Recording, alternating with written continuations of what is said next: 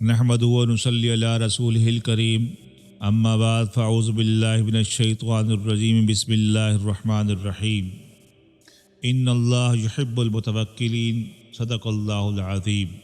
इस वक्त जो मुल्क की सूरत हाल है उसका शदीद तरीन अंदाज़ा मुझे गुज़िश्ता 2 दिनों के वाक़यात से, और ऐसे वाक़यात जो लाइफ में इससे पहले मैंने कभी नहीं देखे। एक तो मैं होल सेल पेपर मार्केट गया, बड़े बड़े ताजिर हैं, बड़े इम्पोर्टर हैं, बहुत मालदार लोग हैं, और आदतन रोना भी रोते रहते हैं। हमें पता लग जाता है ये आदतन रो रहे हैं, लेकिन कल जब मैं गया तो उन्होंने जो रोना रोया वो आदतन नहीं था, वो हकीकतन रो रहे थे। हकीकतन भी रोना नहीं चाहिए, शिकवा हकीकतन भी जायज़ नहीं, शिकवा बनता ही नहीं इंसान का। लेकिन मैं सूरत हाल बता रहा हूँ, सिचुएशन बता रहा हूँ कि लुट गए हैं, बर्बाद हो गए हैं, एलसीआं नहीं खुल रही हैं, माल नहीं आ रहा, हमारे खराजात हैं, हम पूरे कहाँ से करें, चीज़ों के रेट इतने बढ़ गए हैं, कस्टमर खरीदने की कुव्वत ही नहीं रखता, और आगे मार्केट में जब परचेसिंग पावर नहीं है तो कारखाने बंद हो रहे हैं, और जो कारखाने डिपेंडेंट हैं इम्पोर्टेड माल पर वो कारखाने परेशान हैं। तो भाई उन्होंने एक रोना रोया कि जी इस वक्त 30% जो है माल पे रेट बढ़ चुके हैं। पिछले हफ्ते से मैं आगे गया, रेट बढ़ते ही मैंने माल नहीं खरीदा, वापस आ गया। और आज मैं बाजार गया और आटा चक्की के करीब से गुजरा तो जो मंजर मैंने देखा मेरे औसान खता हो। ऐसा मंजर मैंने कभी नहीं देखा। कराची में आटा चक्की होती है जो middle class lower middle class के लोग वहां से लेते हैं, और बिल्कुल सतह गुर्बत से नीचे जिंदगी गुजारने वाले तो गुरबा सफेद आटा खाते हैं। तो ये चक्की का आटा, इस पर साहिब हैसियत लोग ही आते हैं, ये जरा महंगा होता है। ये चक्की का आटा वही है जो पंजाब और दीगर शहरों में नॉर्मली जो आटा होता है, कराची में वो चक्की का आटा कहलाता है, उसे बड़ा वीआईपी आटा कहा जाता है, यानी अमीर लोग साहिब हैसियत लोग ही वो खा सकते हैं। तो इन दुकानों पर रश मैंने कभी नहीं देखा। मैंने रश देखा है तो जनाब देखा है जहाँ सब्सिडी वाले ट्रक आटा लेके घूम रहे हैं जो 600 रुपए का, वहाँ रश देखा है, लाइनें देखी है, बेचारी मैले बुरके पहनी हुई, टूटी हुई चप्पलें पहनी हुई औरतें घसीटती हुई ट्रकों के पीछे मैंने भागती हुई देखी है। यूटिलिटी स्टोर्स के बाहर मैंने लाइनें देखी हैं, कभी तेल खरीदते हुए, कभी चीनी खरीदते हुए गरीब औरतें। चलानी के लंगर खाने के बाहर मैंने लाइनें देखी हैं गरीबों की, गुरबा की। चीपा के दस्तरखान पे देखा है, और दीगर लंगर खानों में राशन कहीं बट रहा है, वहां मैंने कतारें देखी हैं। जहाँ सुबह तेल के रेट बढ़ने वाले हैं और बेशतर पेट्रोल पंप बंद हैं, जो 4 ईमानदार पेट्रोल पंप वाले हैं, वहां पर मैंने कतारें देखी हैं। लेकिन चक्की के आटे पर मैंने कभी कतार नहीं देखी। 45 क्रॉस कर लिया मैंने, दाढ़ी में बाल सफेद है, काफी सारे बाल सफेद है दाढ़ी में। मैंने कभी नहीं देखा कि चक्की के आटे वाली दुकानों पर कतारें लगी हो। तो मैं बड़ा परेशान हूँ। मैंने पूछा आपकी दुकान पर कतार क्यों है? कहने लगा मैं 1200 रुपए बेच रहा हूँ, बाकी मार्केट में 1500 रुपए बिक रहा है। 1200? परसों तो मैंने 950 रुपए लिया है। कहने लगे हाँ आज मैं 1200 बेच रहा हूँ क्योंकि मैं जखीरा अंदोजी करके मुनाफा, नाजायज मुनाफा कमाने वाला नहीं हूँ। तो ये लोग मेरे पास लाइन लगा के खड़े हुए हैं, और सुबह 11 बजे तक मैं टोकन बेचता हूँ। 11 बजे तक जितने टोकन बिक जाते हैं वो आटा मैं रात 12 बजे तक भी चक्की चला के पूरा नहीं कर पाता। और मेरे पास कुछ दिन का आटा, गंदुम बाकी है, जब नई गंदुम आएगी तो नया रेट है। बाकी पूरी मार्केट में 1500 रुपए का 10 किलो आटा, यानी 150 रुपए किलो आटा है। मैंने लाइन पर दौड़ाई तो सारे गाड़ियों वाले साहिब हैसियत लोग, वो लोग जो कभी कतार में लगकर आटा नहीं खरीदते, वो आटा खरीद रहे हैं। मुझे बड़ी पर, और जब मैंने पूछा कि एक बंदा कितना आटा ले रहा है तो उसने मुझे देखा, चक्की वाले, कहता है अली भाई मैं आजिज आ गया हूँ। मैंने कहा था कि मैं 10 किलो से ज्यादा किसी को नहीं दूंगा, लेकिन लोग इतना तंग करते हैं। इलाके के लोग हैं, कोई ना कोई किसी न किसी वाले जान पहचान है, तो फिर वो प्रेशराइज करते हैं, खिलाकी दबाव डालते हैं। अच्छा फिर ज्यादा कुछ करे तो घर के 6 बंदे और 6 के 6 लाइन में खड़े हो जाते हैं। तो मैंने आखिरकार ये चक्कर छोड़ दिया। तो कोई बंदा 80 किलो आटा ले रहा है, 2 मन, एक बंदा कोई 3 मन आटा ले रहा है, 2 मन 3 मन आटा लेने वालों की लंबी कतार है।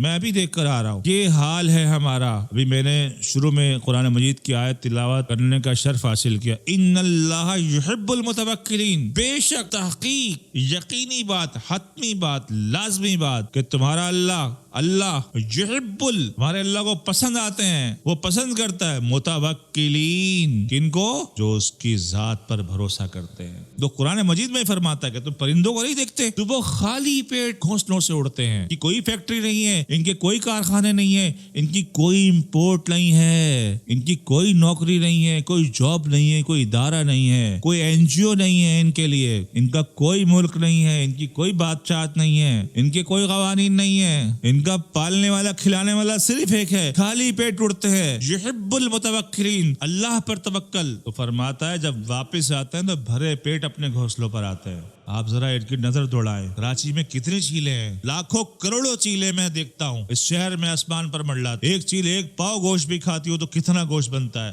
کبھی سوچا ہے؟ کروڑوں کتے ہیں شہر میں, جب مرے سے مرے کتا ایک پاؤ تو گوشت کھاتا ہوگا 24 گھنٹے میں. کروڑوں کتے ہیں, کروڑوں بلیاں ہیں, کروڑوں کوے ہیں, کروڑوں ہاک کبوتر ہیں, چڑیاں ہیں, کوئلے ہیں, پتہ نہیں حشرات الٹ, سب کھاتے ہیں, سب پیتے ہیں, بھوکا کوئی نہیں رہتا. کون کھلاتا ہے یار, کون کھلاتا ہے؟ تم کھلاتے ہو, کوئی این جی او کھلاتی ہے, کوئی گورنمنٹ کھلاتی ہے, کوئی ادارہ کھلاتا ہے, کوئی اسکول کی ٹریننگ انہیں کھلاتی ہے, کوئی ہنر انہیں کھلاتا ہے؟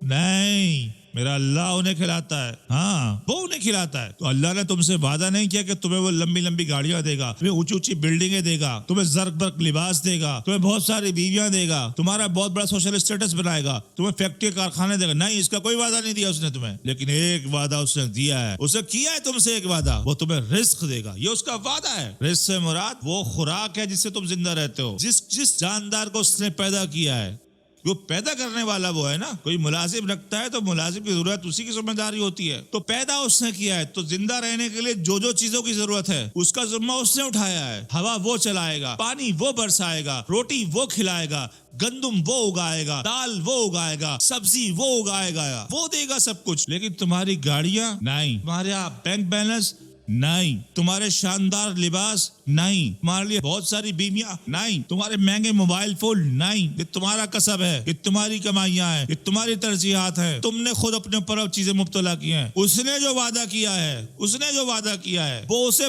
پورا کرتا ہے, پورا کرے گا. غور کرو یار, میں نے اس شہر میں ایسے حالات بھی دیکھے کہ 10 دن ایسے گزرے ہیں کہ لوگ گھر سے باہر نہیں نکل سکتے تھے. 10 دن کھڑکی سے باہر نہیں جا سکتے تھے, کرفیو لگتے تھے, تب بھی لوگ بھوک سے کوئی نہیں مرا. کسی کی گولی سے ضرور مرے ہیں لوگ, بھوک سے کبھی کوئی نہیں مرا. کیوں؟ کہ کھلانے پلانے والا اللہ ہے. زندہ رہنے کے لیے جو چیزوں کی ضرورت ہے, جن چیزوں کی ضرورت ہے, اس کا خالق اللہ ہے. ہوا ضروری ہے, وہ چلاتا ہے. پانی ضروری ہے, وہ برساتا ہے. کھیتیاں ضروری ہے, وہ اگاتا ہے. گوشت تمہیں پسند ہے, وہ پیدا کرتا ہے. دودھ تمہیں ضرورت ہے, وہ جانوروں کے تھنوں میں ڈالتا ہے. تم جو مرضی کرو, ذخیرہ اندوزی کرو, بلیک بیلنگ کرو, لیکن رزق کو تم تک پہنچائے گا. اسباب ضرور تمہارے لیے مہیا کرے گا. تمہاری جیسی کنڈیشنز ہیں, تمہاری جیسے ایفرٹس ہیں, ایفرٹس کے مطابق رزق تمہیں ضرور دے گا. وہ باقی چیزیں تمہاری خواہشات ہیں, دنیاوی خواہشات ہیں, وہ تمہاری صحیح پر ڈیپینڈ کرتی ہیں, تمہارے حلال و حرام پر ڈیپینڈ کرتی ہے. اس کا جواب پوچھے گا وہ. اور رزق کے حوالے سے بھی اس نے 30 دن تمہارے لیے رمضان بنائے ہیں. ایک ٹریننگ سے گزارتا ہے تمہیں. رمضان کا مقصد کیا ہے؟ بیسیکلی وہ تمہیں سکھاتا ہے یار, تمہیں سکھاتا ہے, میرا رب تمہیں سکھاتا ہے کہ دیکھو, کنٹرول کرو نفسانی خواہشات پر. بھوک کے غلام مت بنو, پیٹ کے غلام مت بنو. اس کو اپنا, میرے مرشد فرماتے ہیں قبلہ تسلیم ذرا دامت برکاتہ میں عالیہ, کہ پیٹ کے غلام مت بنو, یہ تمہارا آقا بن جائے گا. اسے اپنا غلام بناؤ, تم دنیا کے آقا بن جاؤ گے.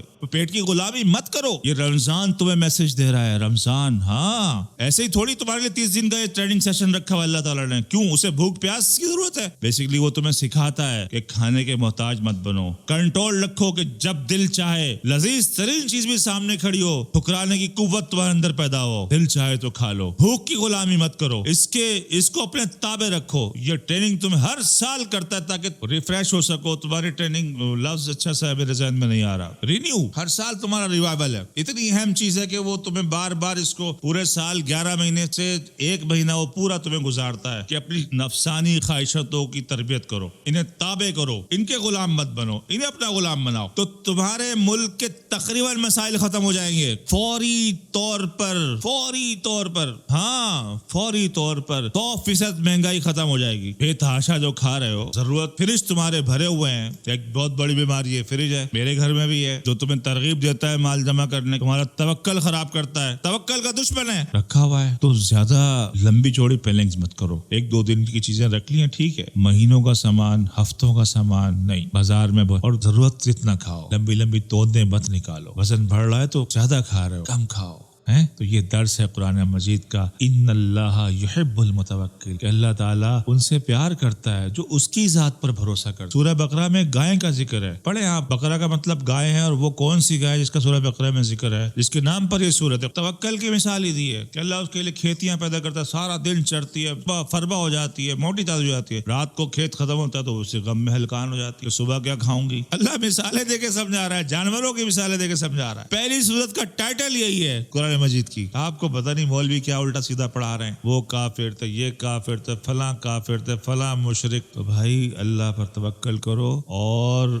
افراتفری مت مچاؤ۔ ملک پر مشکل حالات ہیں، ان حالات میں صبر و تحمل کا دامن تھامو، اپنی ضرورتوں کو۔ مولانا روم نے بڑا اچھا جملہ فرمایا، وہ یہ کہا دولت مند وہ نہیں ہے جو جس کے پاس دولت بہت زیادہ ہے، ہاں وہ دولت مند نہیں ہے جس کے پاس بہت زیادہ دولت ہے، دولت مند تو وہ ہے جس کی ضرورتیں کم ہیں۔ اپنی ضرورتوں کو، اپنی آسائشات کو، اپنی فضول خرچیوں کو کم کرو، ملک کے کافی حالات بہتر ہو جائیں گے۔ باقی حکمرانوں کا جو حال ہے اس کے لیے کلمہ حق کہنا بہت ضروری۔ کلمہ حق جب تک لوگ نہیں کہیں گے ملک کے حالات بہتر نہیں ہوں گے۔ کلمہ حق کہنے والے ہی انصاف قائم کریں گے، اور انصاف جب قائم ہوگا، عدل جب قائم ہوگا، اس وقت ملک قوم آسودگی کی طرف۔ مادی ترقی ضروری نہیں ہوتی، سکھ امن اور چین کوئی اور چیز ہے، یہ عدل اور انصاف سے آتا ہے۔ اللہ تعالی ہمیں کلمہ حق کہنے کی توفیق عطا فرمائے، اور جو کچھ کہا اس میں جو کچھ غلطیاں ہیں انہیں معاف فرمائے، اور میں نے جو کچھ کہا مجھے خود اس پر عمل کرنے کی توفیق عطا فرمائے۔ وآخر دعوانا